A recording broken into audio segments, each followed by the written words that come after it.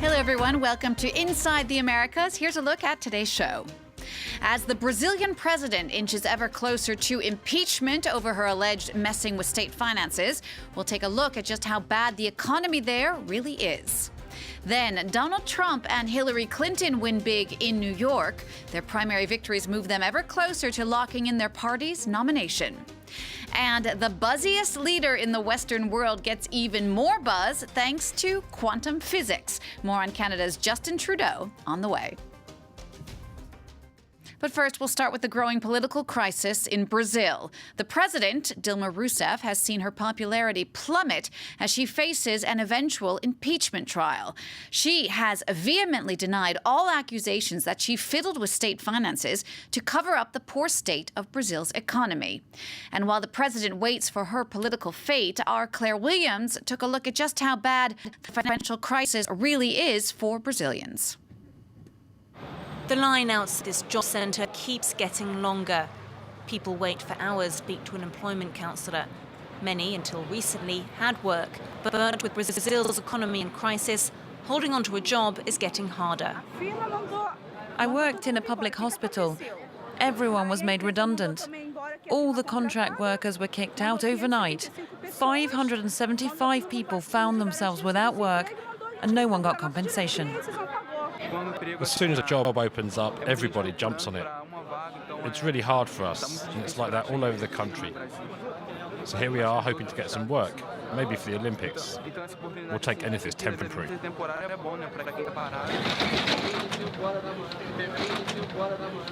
The Olympic Games later this year offer a glimmer of hope. There are vacancies for logistics coordinators, manual labourers and groundskeepers. But the pay is low. New recruits can hope for little more than the minimum wage, the equivalent of €220 a month. Today, engineers, for instance, can't find work, so they'll accept jobs as technicians. If they want to enter the employment market, they can't be too demanding. In Rio's wealthier neighbourhoods, residents are also feeling the pinch. Denise is a psychologist and she's lost half of her patients, who can no longer afford the consultations. Hilda, my housekeeper, only comes twice a week now. Before, she came 4 times a week. I'd love it if she came every day.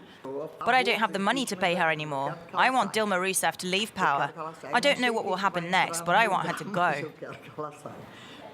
Ilda, who's worked for Denise for 9 years, is part of the middle class that emerged when Lula was in power. But with the boom years over, so too is the economic comfort she was beginning to enjoy. Things are difficult. Everything's expensive. Food prices are rising. The cost of transport and healthcare are too. My daughter can't pay her health insurance. Everything we had before is gone. Even going out for a pizza. Now we buy the pizza and eat it at home.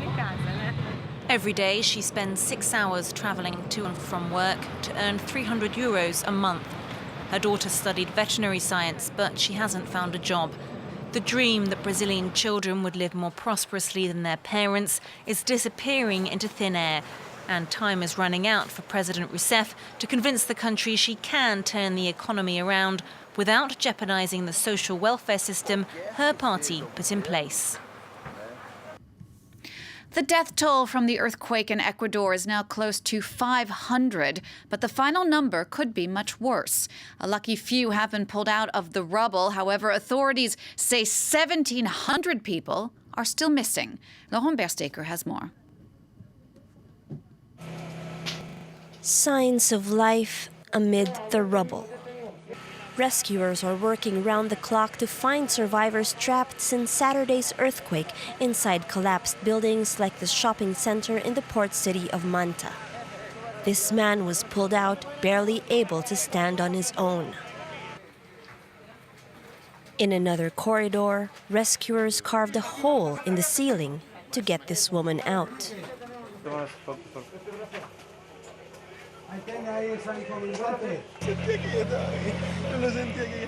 Her husband had said he knew she was alive.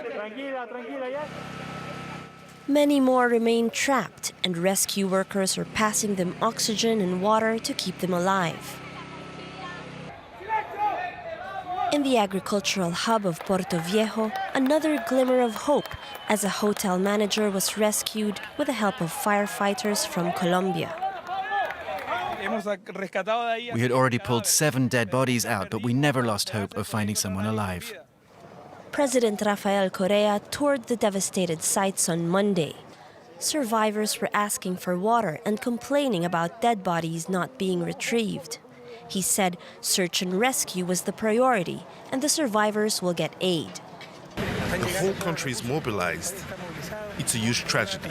But even bigger is the will of the Ecuadorian people, who are united today more than ever. Solidarity is being shown from all sides, domestically and internationally.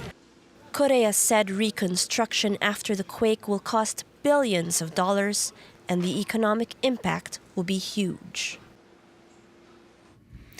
All right, it's time now to focus on the U.S. race to the White House.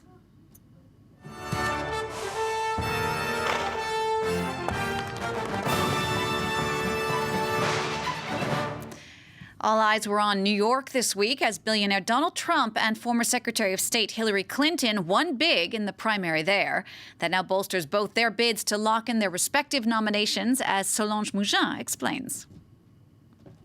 A triumphant night for the two frontrunners. On the Democrat side, Hillary Clinton, and on the Republican side, Donald Trump, swept Tuesday's New York State primary. Strong showings that propelled Clinton even further towards clinching the nomination this summer.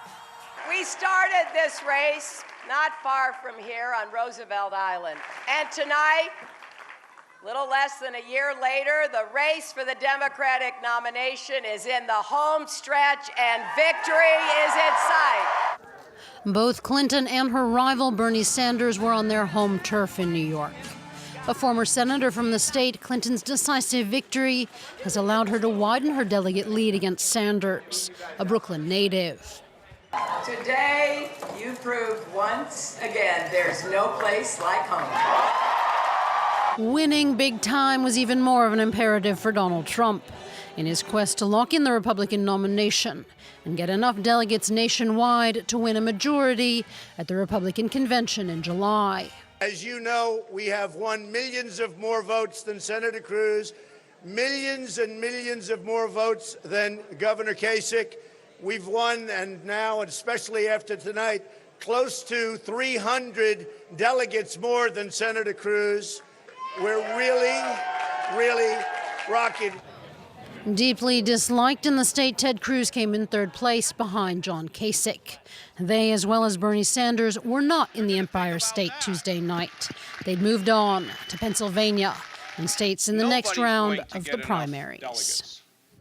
We'll head further north now to Canada, where there was even more buzz over Prime Minister Justin Trudeau. He has already been praised for his policies on migration and equality and fawned over for being dreamy. Well, this week, the man known as the new Obama decided to show off his smarts. Is there anything Justin Trudeau cannot do? The Canadian Prime Minister is even able to explain quantum computing. Okay. Normal computers work either there's power going through a wire or not. It's 1 or a 0. They're binary systems. He challenged reporters to ask him that question. Trudeau knows how to create media buzz like no other. In the same week, he tied on a turban to celebrate the Sikh Spring Harvest Festival Voisakhi on Ottawa's Parliament Hill.